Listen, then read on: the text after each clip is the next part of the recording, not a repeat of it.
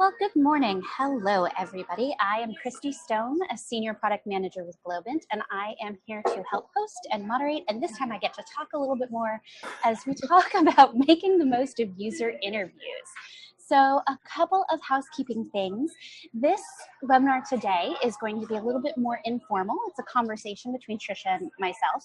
If you were with us for our last one, we're still going to be accepting questions, but we'll probably address those at the end. If you have a question you want to ask, at any time, you're welcome to submit it to the Q&A section, which, depending on what device you're on, is either at the top or the bottom of your Zoom window. And what we will be doing is we have the amazing and talented Lisa Cream, who will be gathering those and helping me to ask those when we get to the open Q&A section of the webinar. Something else to let you know, due to unforeseen circumstances, I am in less than ideal context right now, so I am talking to you on a tablet in a Starbucks. So I apologize for any technical concerns or anything else that pops up along the way. I'm just super happy to be here talking about this subject with Trisha. So Trisha has over 10 years experience with bringing her passion for understanding and helping humans to develop digital products. And this particular product, making the most of user interviews, is something that she and I talk about a lot. So like I said, I'm super excited to be here, and I'm going to let Trisha say a couple of words before we officially dive in. Yeah, so hello everyone. Today we're going to talk about making the most of user interviews. Christy and I both have a ton of experience doing this, so we're really excited to share some insight and to dive a little bit deeper into how you can use these interviews in all of your product development. The thing that I would note here is, even if you're not a product manager, even if you're or UX, any position in the company can learn things from what we're going to talk about today, and take this back and use these tips throughout product development. Absolutely. One housekeeping thing I forgot real quick is that you will be receiving a link to the video for this webinar, so you can just sit back and relax and take it all in the moment, because you'll have a chance to watch it again later. So Trisha, one thing that you and I talk about a lot is starting by defining our terms so that we know we're all talking about the same thing. So keeping that in mind, tell me how you define what a user interview is. Yeah, I view user interviews as like that term as sort of the catch-all for all the things that have to do with talking to users. So there are lots of different techniques and ways that you can approach users and get information from them. And I think user interviews, as that word is often used, is sort of a bucket for all of them. So one of the most popular ways, or I should say the way that user interviews sort of came to popularity, was something called the context interview, which is where you would sit with your user and you would watch them use the product, and then you ask them questions. Why did you do that? How are you feeling right now? What are the things that are going on for you? What made you do this thing? And so you ask them questions about their behavior. The common way that I see folks do interviews now is you have a list of questions and you sit across a table from them, or you sit next to them in some way, and you ask them questions about things they've done in the past. Tell me about a time when you did X. Tell me what your experience is with Y. Those types of things. And you're sort of asking them about their previous behavior. And then you might even bring in some other techniques while you're doing that. And then there's also the sort of impromptu type of interviews where you might approach someone on the street and ask them questions real quick, where you're just trying to get them, hey, can you use this thing? Oh, how did that feel for you? What was your experience? And it's more of like a 10-minute, 5-minute exchange where you're not digging so deep into what is going on for them, but you are trying to understand how they might use this thing that you've put in front of them. Yeah, and I love the way you define that because, and to tie this back to the previous webinar, which was focused on uncovering problems rather than focusing on solutions. I think one important difference for this style of interview, whatever it looks like, whether it's contextual or intercept or whatever, is that you're focusing on observing behavior. It's focused on the person using it, not on the solution. So the solution could almost be anything, right? And in fact, it may not even come up, right? At this point, you may not talk about any solutions at all, which I think can be really helpful because I know that I've had questions and I bet you have as well. Well, we do usability testing, which is a completely different animal, right? That's all about, is the product usable, right? That's about the solution rather than solely focusing on the customer or the user. Absolutely. Yeah. Awesome. So tell me about your favorite experience using this technique of user interviews.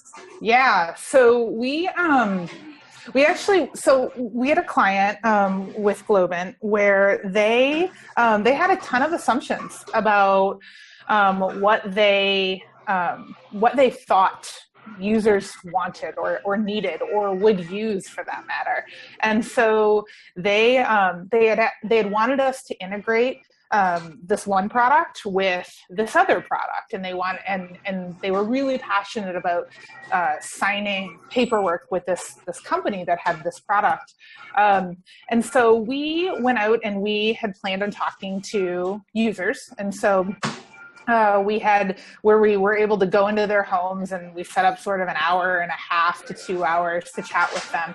And one of the things we did was we had them use this product, and it was not originally designed that that's what we would do during these interviews, but we had them use this product that our client wanted us to use. And what was really interesting was that the product ended up being really terrible, and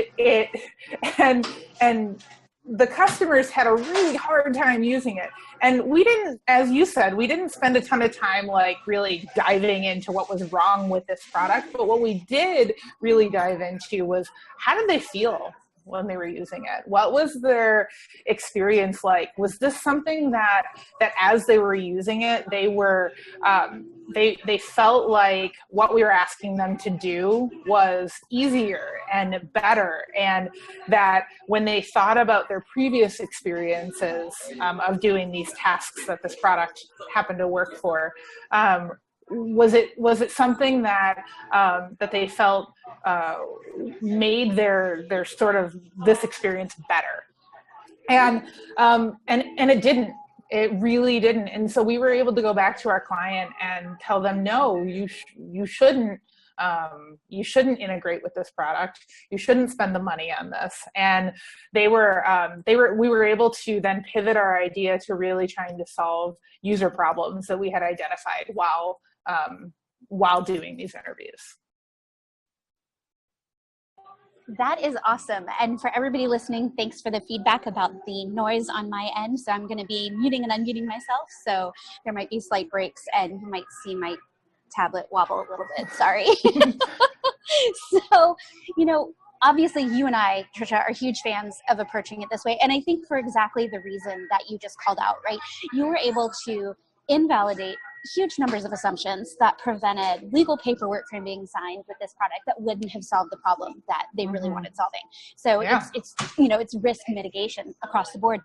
So why does it seem to be so hard for people to do? Like not just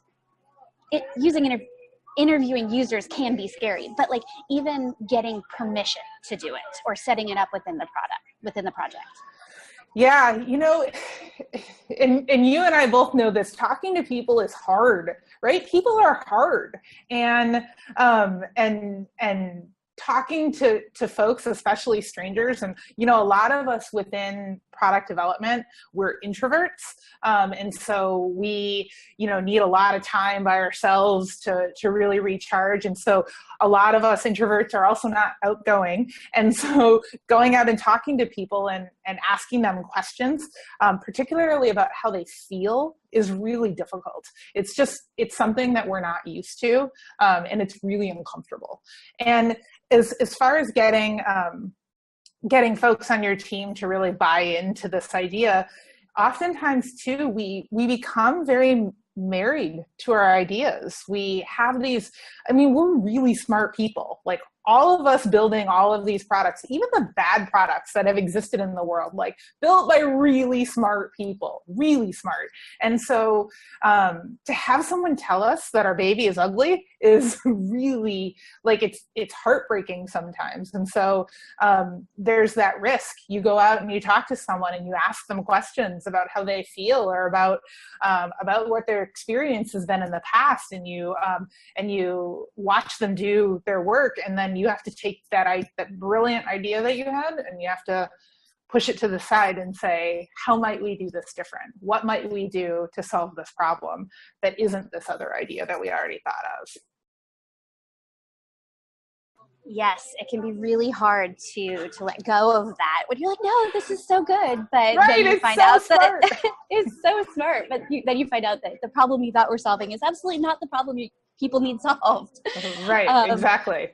I would add on to that at like an organizational level, it can be, I run into an attitude where people think it takes so much time and money to do.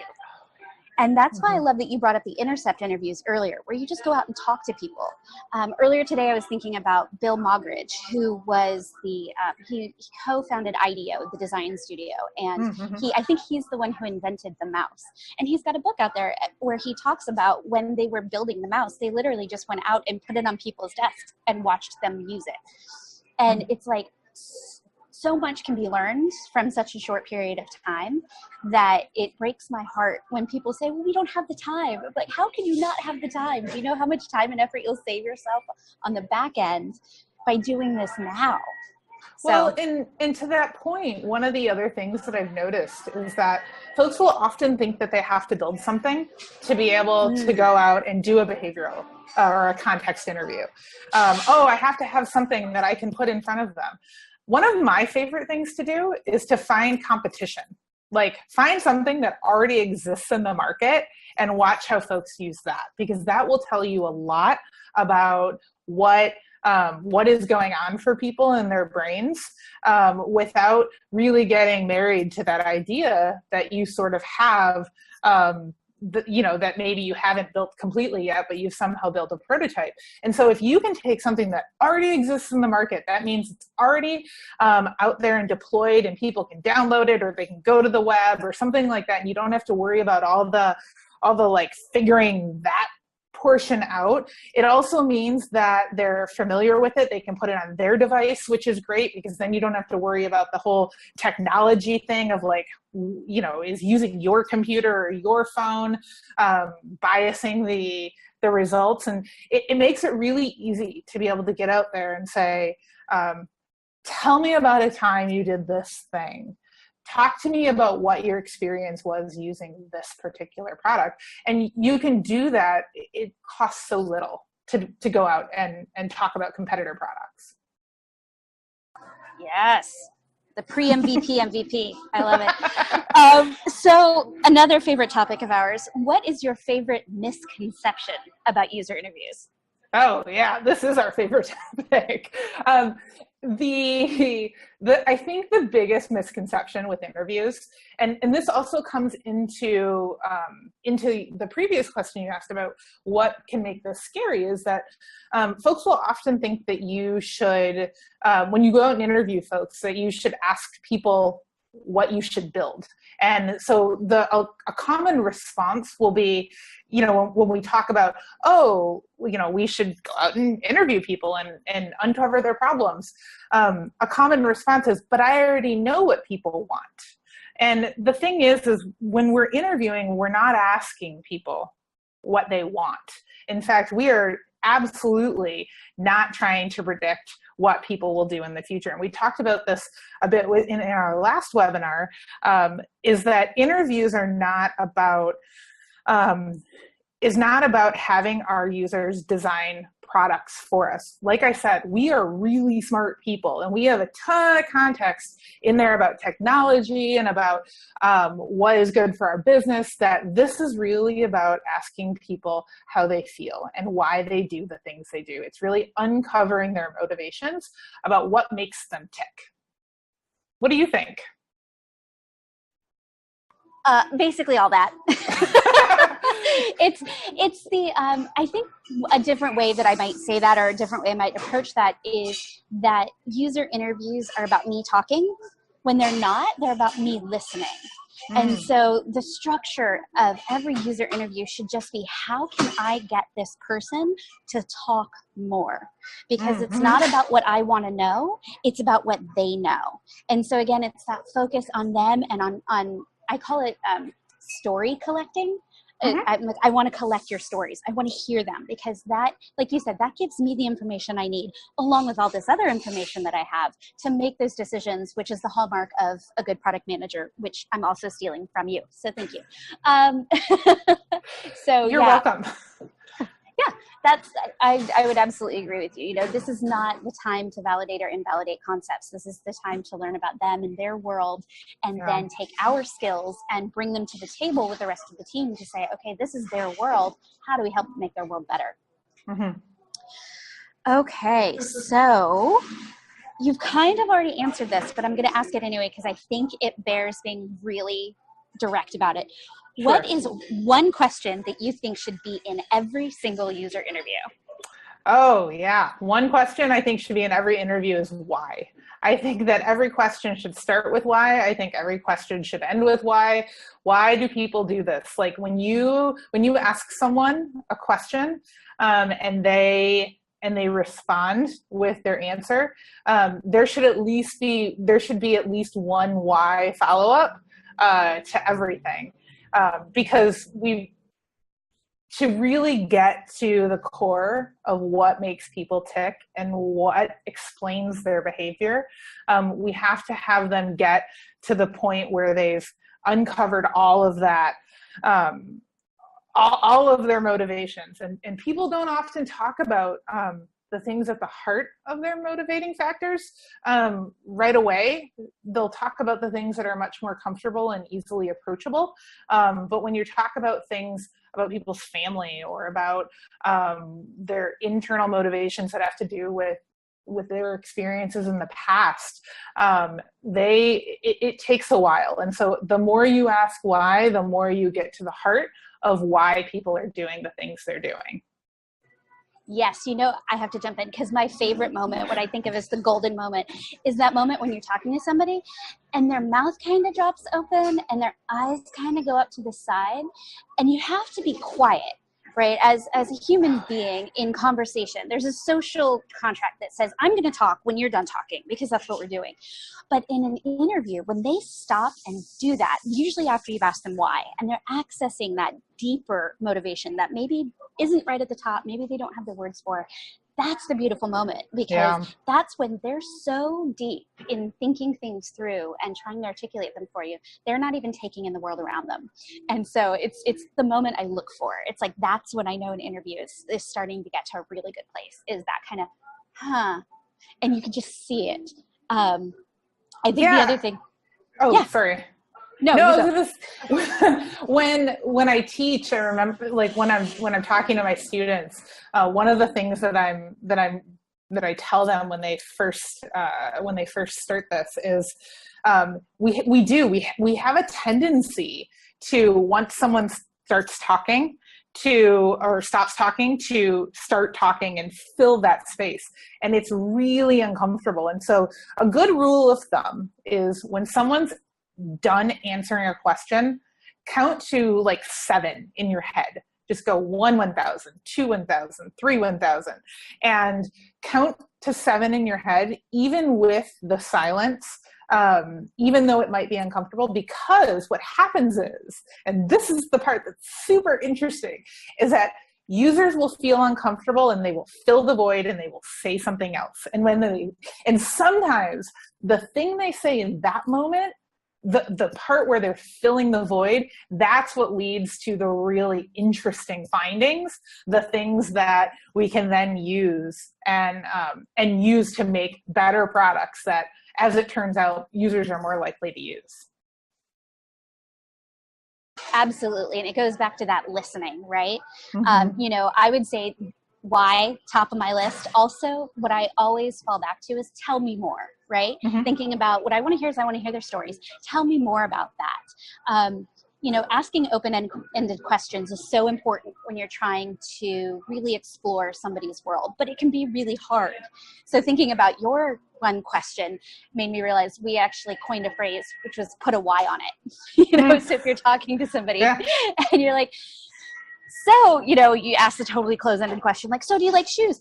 And why? So why is like the perfect get out of jail free card when you're in this interview.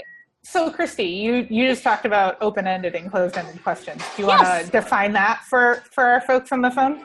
Absolutely. So open-ended questions are questions, well, let me flip it on the other side. The way I define a question as closed question is, can it be answered with a one-word response? So in my example, I said, do you like shoes? You could say yes, no, maybe, That doesn't really tell me a whole lot. But if I ask an open-ended question, which is that much more broad, tell me about your experience with shoes. You can pick from anything, and you're going to start telling me this story.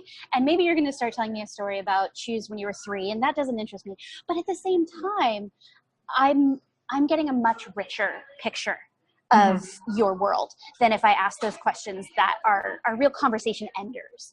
And so, but it's very natural of us to do that, especially if you have small children. You don't always want to ask them open-ended questions. Yes or no, do you want the mac and cheese, right? But that's where I said, I love that. But why, right? Because that why question opens it back up again.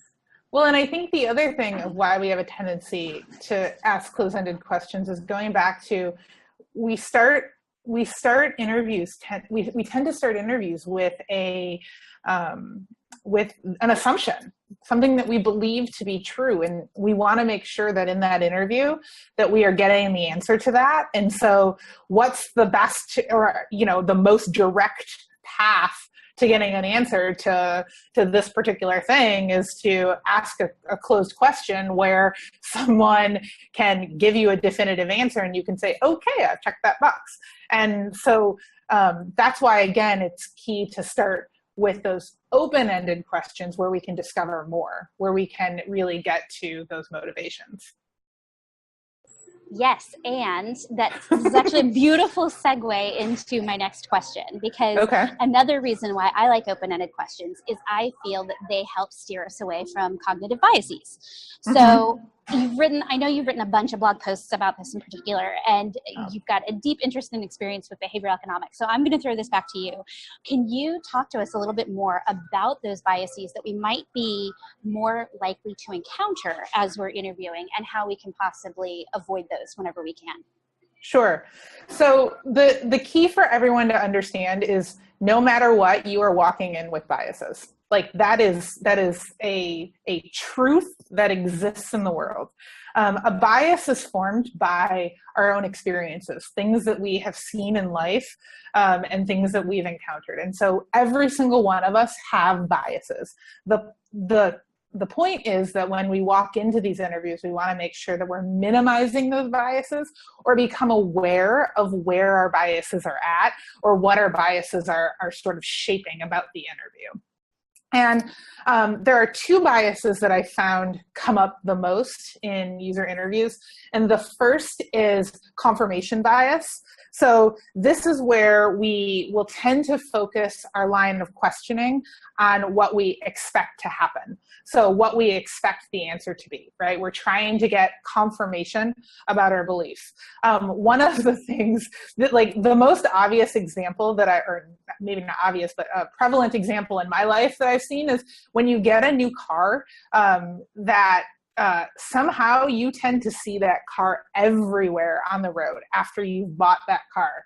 And you think everybody owns it. It's because you see your own car all the time. And so you see your car and then you happen to notice other cars that look just like that. And so saying, wow, everyone has this car, that's confirmation bias. And so when you're walking into these interviews and when you're talking to folks, making sure that your questions are open-ended enough and that you're asking why, and that you're editing your question structure as the interview goes on, to ensure that you're not just looking for the answer that you're trying to get. And then the other one is diagnosis bias. And So we've walked in and we're like really making sure that we're not confirming our own assumptions. And then what happens is the user will say something and we're like, aha. And then we continue and ask questions down just that path because we think that we have the answer. We think that we've solved the problem. We think that we know exactly what to do. And so we'll continue our line of questioning down the path of, well, I have this great idea to solve your problem. And so you continue to do that. And then your questions are solely focused again around this idea that you've now come up with. So those are the two that I think are the most prevalent. And then the other thing about bias that I always like to make sure I'm telling folks is we can't ask people to predict what they will do in the future. And so asking questions like, would you use this thing? And would you pay for this? They may say yes, and that may take our assumptions and prove them to be true in that moment. But the reality is that people will often do things differently in the when they're in the moment, when the situation actually comes to them. So if you see yourself or hear yourself asking things like, would you use this? Or would you pay for this? Then the best thing to do, so, and this is across the board with all bias, the biased questions, the best thing to do is just pause, stop, ask the question, try and reframe and ask the question again. And if you can't, just ask why. Bring in why again. So why? And then what will happen is they'll start talking again and hopefully help get you back on track. Yes, I always love to give the example of aspirational versus actual behavior with looking at your gym membership, right? When I signed up for that, I paid money and said, I am going to come in once a week, right? Once a week. I can do once a week. Yeah, ask me how many weeks I've actually been to the gym, right? It's a completely different story. Yeah. And there's another bias that I always like to talk about because it underscores, I think, the importance of open-ended questions. And something else that you've told me advice you've given your students of watching their face. And this is pleasing the interviewer bias. Right? So when you're being interviewed, when you're the person talking, we have, again, it goes back to that idea of the social contract, right? We have this innate desire to, I want to give you what you want, right? So if you say, do you like my new car? It's pretty obvious to me that you want me to say, I love your new car, right? That's amazing. Right. But if you just say, tell me about this car over here. I don't have anywhere to go, and it forces me to escape my own bias in my response. And so I think you're more likely to get a more accurate reflection of that person's experience that way. Yeah. Bias is hard. Like you said, we all have it. And it's just a matter of being really cognizant about it. I think something else, just some things that are coming to mind as we're talking about this to help combat that. Another thing that I always try to do, kind of like we did at the beginning of this webinar, is make them define their terms. So, because when I was working at Nordstrom in the lab, we had the word expensive come up a lot. And I said, okay, what does expensive mean to you? Right? Because I have one idea of what it means, but it could mean something completely different to this person. And so I need to have the right frame for that. So asking them to define their terms. And then something else that can be really painful, but can be really instructive, and I think you've also advised your students to do this, record your interviews and then listen to yourself. Yeah.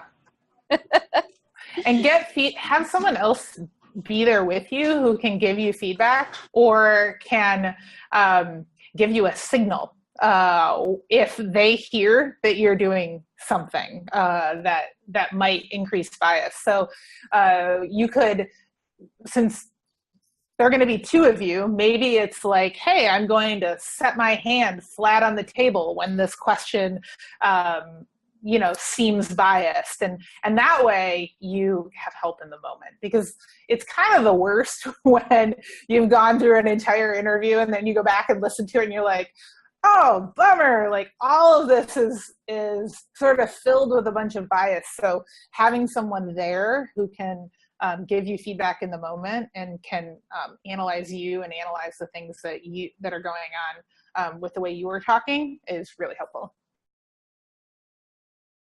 Okay, so one more question, and I think you've been really great at giving tips and tricks, but what are other recommendations that you have for people to get better at doing this kind of thing? I would say the number one thing is to do it. Just go out and do it. And along with that is a lot of the things that we're talking about today, you can do in your normal everyday life. So start by talking to someone new in your office that you haven't talked to before, and try and ask them a question that is open-ended. And then after they answer it, ask them why, and get used to that type of question, of asking questions in a way where you have to practice listening, and you have to, no matter what they say and what's going on, you are just practicing your listening skills. And then, start adding in other questions. One of my favorite things is to ask people about their weekend. So not everybody comes in and is super friendly with all of their colleagues. And so if this is hard for you, try doing that. Just asking 2 or 3 people that you work with, tell me about your weekend. What did you do this weekend? And really digging in. And then take that and schedule something with one customer. I like that. I like the theory of talking to one customer a week. I think that is ideal. Sometimes you can't do that. Sometimes it just doesn't work out for you. And so it has to be a bit less, but try as much as you can to get out there and talk to people. And so if you have an idea and you just want some basic feedback about how you might move forward, go into your local coffee house or to a park and just walk up to people and practice walking up to people and introducing yourself and asking them if they can answer a few questions. The worst that is going to happen is they are going to say no. And then, well, hopefully that's the worst that's going to happen. But then, you can just walk away and approach somebody different. And it's starting to get comfortable with the idea of talking to strangers and being open to the things that they're talking about. Networking events, another great way, as opposed to trying to pitch people and trying to tell them about you. Focus a lot on your listening skills and your active listening, of having them talk 60% to 70% of the time. Absolutely. So we have started getting questions in from the audience, and so I'm going to start asking those. A couple of really great questions off the bat. I'm going to start with, there's a participant who was doing some interviews, but the people they were interviewing were really shy. How would you recommend helping somebody get comfortable while you're interviewing with them? And what do you do when you come into, I'm going to expand on this a little bit because I think this also potentially touches on cultural differences in how we communicate. So, yes. Well, I think that oftentimes folks, what prompts folks to be shy can be, it can be a couple of things. One is rapport. So you have to build rapport with people for them to open up to you. And so when you're trying to build rapport at the beginning of an interview, ask them easy questions. So there are things, questions that are really hard for people, and there are questions that are really easy. And so this even comes with form design too. This works in there, is start with easy questions. What's something that's really easy for someone to give you an answer to? Your name, right? So, hey, my name is Trisha. Great. What did you do this weekend? Or tell me about your favorite app. Tell me about your computer. Why did you buy your computer? Something like that, something that is really easy for someone to answer and give you a really high level response to, that doesn't maybe get super deep, but they can get out quickly. And then once they start to learn you and feel safe, then they're going to start to open up. the second thing with that is going back to what we just talked about, which is about those questions and the types of questions. What I've found in the past is that when the more closed-ended questions you ask, or the more pointed questions that you're asking people, and not giving them time to talk, the more they are going to give you surface level answers that are trying to get at the thing that they think that you want. And so really making sure that you're giving them space to talk and to respond, and then making your questions open-ended enough that they can answer. And so what were your thoughts, Christy, about cultural differences? Yeah, so a couple of things. One, I've had some colleagues who tried to, or were doing interviews in Japan, right, where there's a very different style of communication, and they expressed something similar where it felt like it was hard to get people to open up. And so in that case, you know, I always recommend, well, you need to make sure you connect with a local interpreter, right? Somebody who can help you through those, because it's not just interpreting the words, it's interpreting what does this look mean? How long do I look somebody in the eye? Being aware of all of those cultural norms can really help put people at ease and let them know that you understand what they're trying to communicate, because so much of what we understand, even when people are talking, is visual. So there's a lot of other things that go into it other than just the words. So paying attention to their bodies and then putting that within the framework of, okay, culturally, are there norms around this kind of interaction? The other thing that I'm just going to add on top of all of the stuff that you said, like usual, is I found that when you're super transparent at the beginning about why you want their answers, you know, people want to help. And when you know, my typical approach is, thank you so much for taking this time. I really appreciate you sharing your thoughts with me. What we're doing is we're trying to better understand you and where you're coming from. So there are no wrong answers. You know, you don't have to worry about that.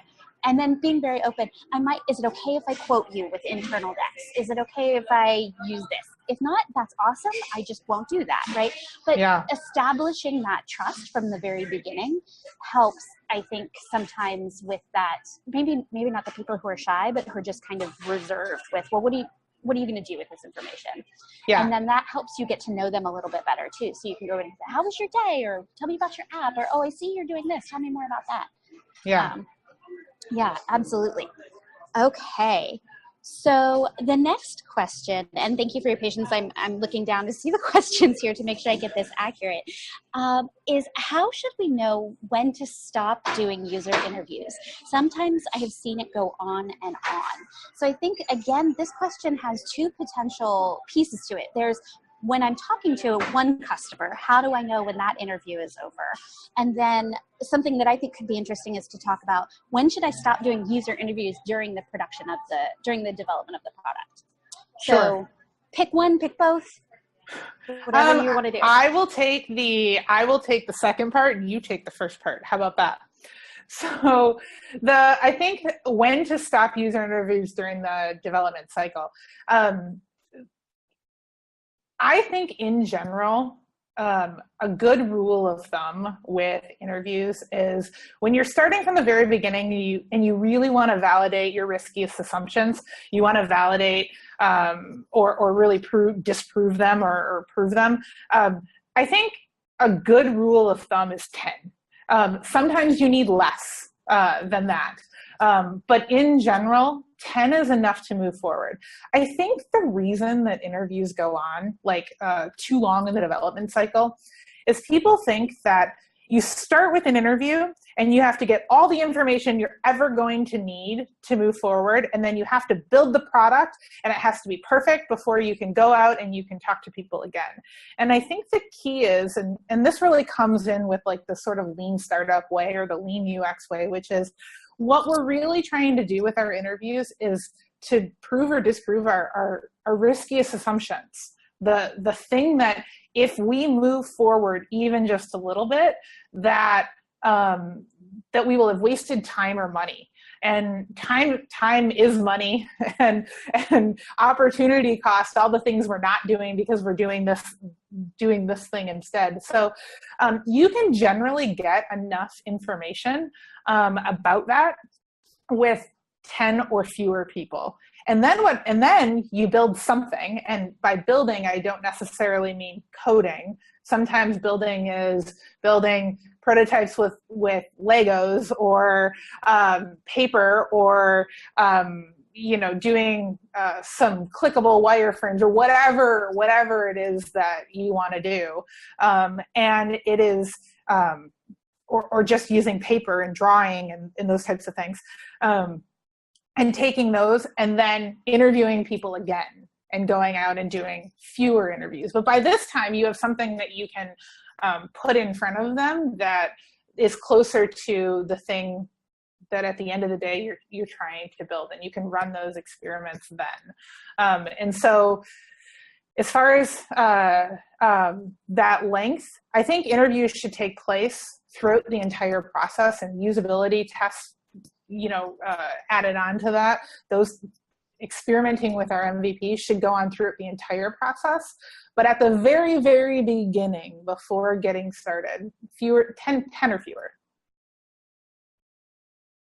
Yeah, it's interesting because, of course, the idea of statistical significance comes up, but there's a lot of research around that I think it's 8 to 10 people will provide you with 80% of what you need to know.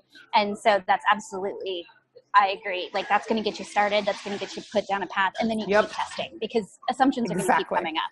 So you want to keep testing them. As far as when you're in a one-on-one interview, one of the things that my rule of thumb is it's going to take at least 20 minutes to get to the good stuff. Because all that stuff we talked about building rapport, you're going to get some information before that. But an interview needs to be at least 20 to 30 minutes, in my opinion. Again, you take what you can get. If you get 15 minutes with somebody, you get 15 minutes, and you do the best you can, right? That's better than nothing. But 20 minutes tends to be the sweet spot. So I like to allow somewhere between 30 minutes to an hour.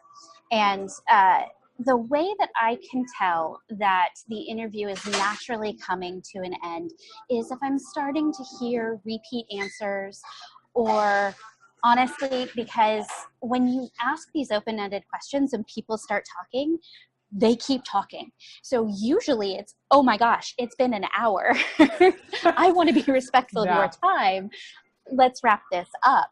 Sure. So that's another indication. It's just being strict, because especially if you're doing multiples, you've got to manage your own calendar and everybody else's. But it's if I'm getting repeat answers, again, going back to that observation, how do they look? Do they look disengaged? Are they starting to, do I feel like they're starting to give me the easy answers? Are they tired? Are they looking at their watch? All of those physical cues that they're starting to check out of the conversation. Again, usually once people get into it, we love being heard. That is the power of user interviews. And that is what I always try to help people remember when they're scared to do it, right? I'm scared they're going to say no. Okay, so they say no. You move on to the next person. But the thing is, at the core, people want to be heard. So if you say, hey, I am going to give you 30 minutes where I just listen to you, that's really powerful. I think I digressed and got off subject there a little bit. Sorry. Like I said, it's okay. It was really great information. I get super excited about this stuff. Okay, looking through our questions here. There's a question that came in about a product that's for a very specific domain. So when that happens, right, say, for example, maybe it's for police officers in the field, right? So you can't just go out and grab somebody and get their perspective. How much of the product do you go ahead and include? How do you avoid biasing that conversation? How do you handle that? I'm not sure if I understand the question exactly the way you asked it. Could you try it again? Yeah, what I'll do is I was paraphrasing a little. I'll just read directly from here, which is how deeply should we describe the idea of the product to the people we interview? Oh, you should not describe the idea of the product to the people that you interview at all. Because the key with an interview is to understand why people are doing things. You are not there to sell your idea. This is not like a sales process where we're gonna get each person bought into our idea, one by one. So you should not at all describe your idea to the people that you're interviewing. If you have, if you're later on in the process and you're doing those like follow-up interviews and experiments again, and you have something that you can put in front of them, that's different, because then you can see what their behavior is. And so you can talk to them about what it is they're doing and why they're doing that. At the very beginning, when you are just trying to validate your assumptions, you should not in any way have an idea that you are bringing to the table that you are trying to get people to say whether or not they like it. And so you're talking about things they've done in the past. Tell me about a time when. Or you're looking at competitor products and you're saying, why did you do this? What made you do that? Okay, so how do you handle it when you've done your interviews and you get your data and you're in, I'm looking at the question here to make sure I understand the context. So you're working for a key business sponsor and they've got a specific strategy and vision, but all of this data that you're getting indicates that they're completely wrong. What do you do? That happens. It should happen. If you're doing your job right. Yeah, so that happens. It happens often because we're often wrong. That is a condition of life. And so going into those stakeholders who are wrong, some of them, the reality is that some of our stakeholders are going to be very married to their ideas. They've been doing this a long time. I found this to be true a lot with startup founders. They've been thinking about this problem for a very long time, and so they have this idea and they're super passionate and they want to build it. And frankly, they've put all of their blood, sweat, and tears into starting this company and hiring you and bringing you on and having you join into their vision. And so telling them that their baby is ugly and that they're wrong and that their assumption is wrong is really hard, and it's really hard for them to take. Other folks, super open to it. Oh, okay, I've now found out I'm wrong. How should we move forward?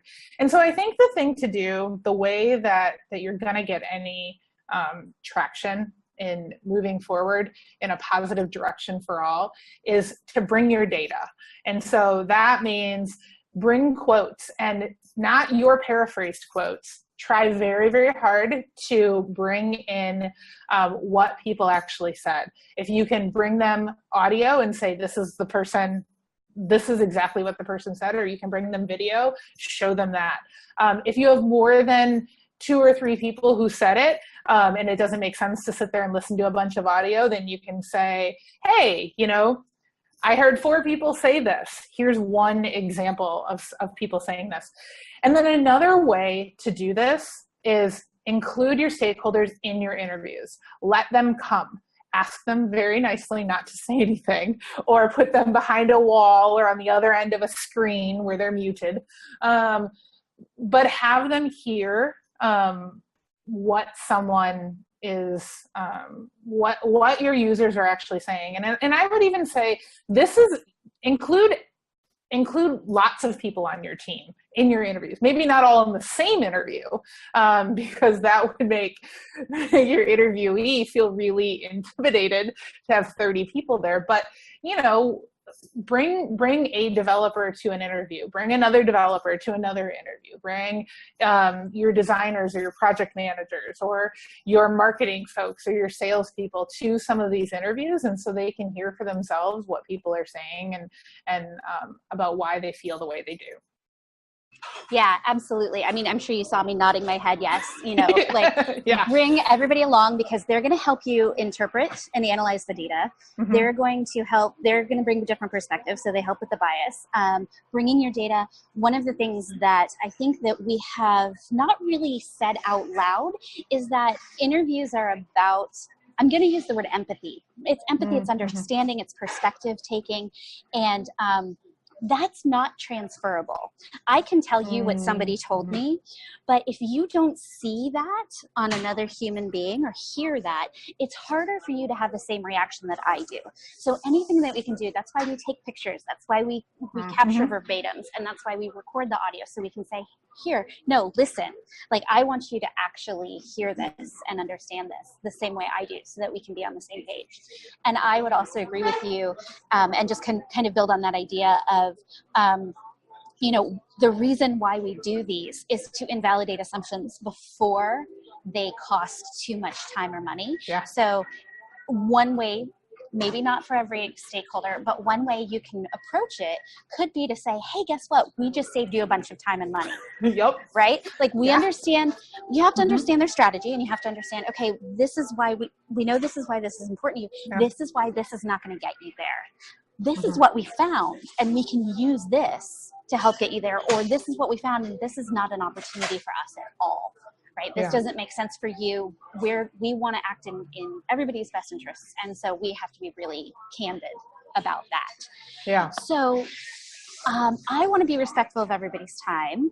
We are just about out of time. Is there anything else that you would want to make sure that people keep in mind when they're going out and doing these amazing user interviews?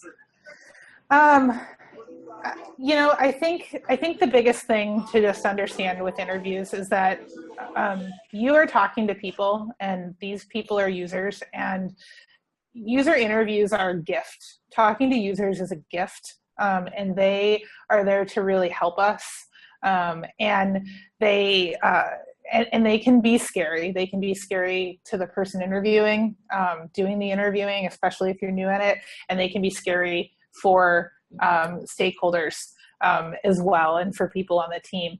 And they are a gift. And so really approaching an interview with the intent on, we're here to learn. That's what we want. It's okay to be wrong.